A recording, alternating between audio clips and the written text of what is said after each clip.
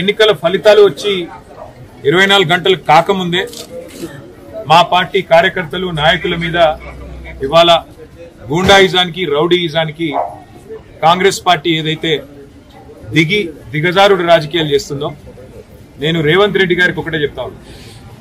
10 ఏళ్లు మేము ప్రభుత్వంలో ఉన్నప్పుడు మీరు ప్రతిపక్షంలో ఉన్నారు.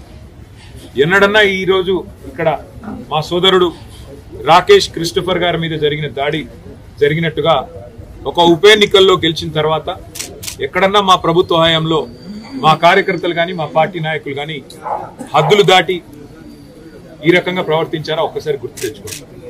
ఒకవేళ మేము కూడా ఆనాడు 7 ఉప ఎన్నికల్లో 2 కార్పొరేషన్ ఎన్నికల్లో జిల్లా పరిషత్ ఎన్నికల్లో గెలిచిన తర్వాత విజయ గర్వంతో విర్రవీగి నిన్న మీ వాళ్ళు ప్రవర్తించినట్టుగా మా పార్టీ గుర్తైన కారు గుర్తుని ఏదో ఊరేగింపు చేస్తూ అవహేళన చేస్తూ చిల్లరగా ప్రవర్తించుంటే ఇవాళ మీరెక్కడ ఉండేటోళ్ళు ఆలోచించుకోండి. సోదరుడు రాకేష్ క్రిస్టోఫర్ గారి మీద ఒక క్రిస్టియన్ మైనారిటీ కమ్యూనిటీకి సంబంధించిన సోదరుడు ఆయన మీద రెహమత్ నగర్ లో జరిగిన ఈ దాడిని నేను పూర్తిగా ఖండించడమే కాదు, ఆయనకు జరిగిన ఈ దాడికి బాధ్యత కూడా ఖచ్చితంగా కాంగ్రెస్ పార్టీయే వహించాల్సి ఉంటుంది. ఎన్నికల్లో కొన్ని ఎన్నికలు గెలుస్తాం, కొన్ని ఎన్నికలు ఓడిపోతాం. ఎన్నికలు జరిగినంత కాలం ఎవరి పార్టీకి వాళ్ళు ప్రచారం చేసుకుంటాం. కానీ ఎన్నికలు అయిపోయిన తర్వాత కూడా ఈ రకంగా కక్షపూరితంగా వ్యవహారం చేస్తాం, ఈ రకంగా రాజకీయం చేస్తాం, రౌడీజం చేస్తామంటే తెలంగాణ ప్రజలు అన్ని చూస్తున్నారు. తగిన సందర్భంలో తగిన విధంగా బుద్ధి చెప్తారు. నేను తమ్ముడు రాకేష్ క్రిస్టోఫర్ గారికి, వారి కుటుంబానికి, వారి శ్రీమతికి, వారి కూతురికి, వారి కుమారుడికి, వారి తండ్రి గారికి అందరినీ కలిసినాము.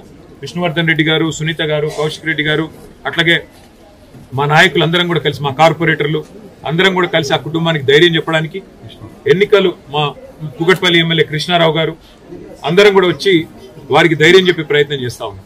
అట్లాగే నేను ఇంకొక మాట కూడా ఇస్తా ఉన్నా, ఎన్నికల ముందు చెప్పాను మళ్ళీ చెప్తా ఉన్నా. జూబ్లీహిల్స్ నియోజకవర్గంలో ఏ కార్యకర్తకి ఏం జరిగినా కంటికి రెప్పలాగా కాపాడుకునే బాధ్యత నాది, పార్టీది. వదిలిపెట్టే ఎన్నికల్లో గెలవచ్చు, ఒక ఎన్నికల్లో ఎదురు దెబ్బ తగలొచ్చు, కానీ కార్యకర్తల విషయంలో మాత్రం ఎక్కడ ఎవరికి ఏ అన్యాయం జరిగినా, ఎక్కడ ఎవరికి ఏ చిన్న నొప్పి కలిగినా తప్పకుండా ఇదే రకంగా వాళ్ళ ఇంటి ముందుకు వస్తాం. అర్ధగంటలో వస్తా అని చెప్పినా ఇలా వచ్చినాం. రేపు కూడా ఇట్లే ఉంటాం. మంగళవారం నాడు జూబ్లీహిల్స్ నియోజకవర్గ కార్యకర్తల సమావేశం కూడా ఏర్పాటు చేస్తా ఉన్నాం. ఆ రోజు మిగతా అన్ని విషయాలు కూడా డీటెయిల్డ్ గా మాట్లాడుకుందాం. కానీ ఖచ్చితంగా ఈ రోజు జరిగిన ఈ దాడికి కాంగ్రెస్ బాధ్యత తీసుకోవాలి. మరి కాంగ్రెస్ పార్టీగా ముఖ్యమంత్రి రేవంత్ రెడ్డి బాధ్యత తీసుకోవాలి. మీరు కనుక సంయమనంతో వ్యవహారం చేయకపోతే, విజయ గర్వంతో ఇట్లాగే విర్రవీగితే తప్పకుండా ప్రజలు బుద్ధి చెప్తారు, తప్పకుండా మేము కూడా బుద్ధి చెప్పాల్సిన పరిస్థితి వస్తుందని చెప్పి కూడా కాంగ్రెస్ నాయకులకు చెప్తూ, రాకేష్ క్రిస్టోఫర్ గానీ అట్లాగే జూబ్లీహిల్స్ నియోజకవర్గంలో ఉన్న కష్టపడి పనిచేసిన కార్యకర్తలందరికీ శిరస్సు వంచి వారికి ధన్యవాదాలు. ఎందుకంటే గతంలో మాకు 80,000 ఓట్లు వస్తే ఇప్పుడు కూడా 75,000 ఓట్లు వచ్చినాయి. ఓట్లేం తగ్గలేదు, కేవలం 5,000.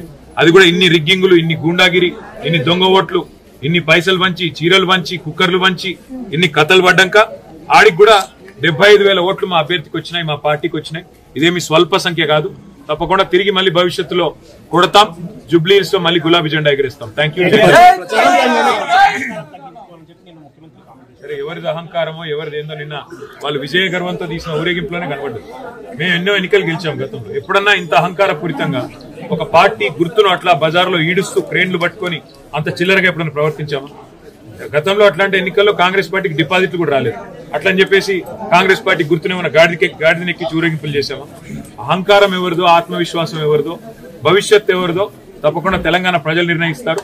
ఒక ఎన్నికల్లో గెలుపుతోనే ఇంత మిడిసిపడితే, ఒక ఎన్నికల్లో గెలుపుతోనే ఇంత ఎగిరెగిరి పడితే, మరి గతంలో 10 ఏళ్ల పాటు అప్రతిహతంగా అన్ని ఎన్నికలు గెలిచిన మేము ఎట్లా ప్రవర్తించి ఉండాలో ఒకసారి ఆలోచించుకోమని కాంగ్రెస్ పార్టీకి నేను చెప్తాను. ప్రచారం టైంలోనే దాదాపు నవీన్ యాదవ్ చెప్పాడు, నేను కనుక గెలిస్తే జూబ్లీహిల్స్ లో బీఆర్ఎస్ ఉండనివ్వాలని చెప్పేసి. దానికి సంబంధించి వాస్తవంగా నేను చెప్తున్నా, ఇది సాంకేతికంగా వాళ్ళు గెలిచారు తప్ప ఇంత రిగ్గింగ్, ఇన్ని దొంగ ఓట్లు, ఇన్ని పైసలు, ఇన్ని చీరలు, ఇన్ని కుక్కర్లు, ఇవన్నీ ఇప్పుడు రెహమత్ నగర్ లో మీరు ఇక్కడ ఉన్నారు కదా, మొత్తం విలేకరులు ఇల్లు తిరిగి అడగండి. ఎన్ని డబ్బులు పంచారు, ఎన్ని కుక్కర్లు పంచారు, ఎన్ని రకాల తాయిలాలు పంచారు, ఎన్ని ఆపసోపాలు పడ్డారు. చివరికి అరకొర మెజారిటీతో ఇన్ని దొంగ ఓట్లు వేయించుకుంటే, ఇంత రిగ్గింగ్ చేస్తే సాగు తప్పి కన్నులోటు పోయినట్టు గెలిచినారు. అదో గెలుపు అనుకుంటే అది వాళ్ళ కర్మ. మీరు గతంలో చెప్పిన 20,000 ఓట్లు దొంగోట్లు ఉన్నాయని చెప్పి పవర్ పాయింట్ ప్రజెంటేషన్ ఇచ్చారు. వాళ్ళ మెజార్టీ కూడా నాకు సరిపోతుంది. భవిష్యత్తులో మీరు ఈసీ దీనిపై చర్యలు తీసుకోవడానికి ఎటువంటి కార్యక్రమం? ఎలక్షన్ కమిషన్ కాదు, తెలంగాణ ప్రజలే ఆలోచించాలి. ఎన్ని రకాల ప్రలోభాలు, ఎన్ని రకాల కుట్రలు, ఎన్ని రకాల కుతంత్రాలు ఇవన్నీ ప్రజలు కూడా చూస్తున్నారు. మొత్తం ఎలక్షన్ రోజు ఏం జరిగిందో ప్రజలు చూశారు.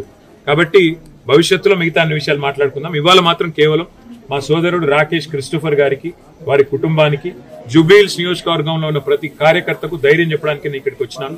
తప్పకుండా భవిష్యత్తులో కూడా ఇదే స్థాయిలో, ఇదే పద్ధతిలో ఎక్కడ ఎవరికి చిన్న ఇబ్బంది కలిగినా వారి దగ్గరికి వస్తాం, వారికి అండగా నిలబడతాం. కాంగ్రెస్ పార్టీ గుండాయిజం మానుకోకపోతే ప్రజలే బుద్ధి చెప్పే విధంగా ప్రజల్ని కూడా చైతన్యం చేస్తాం. Thank you.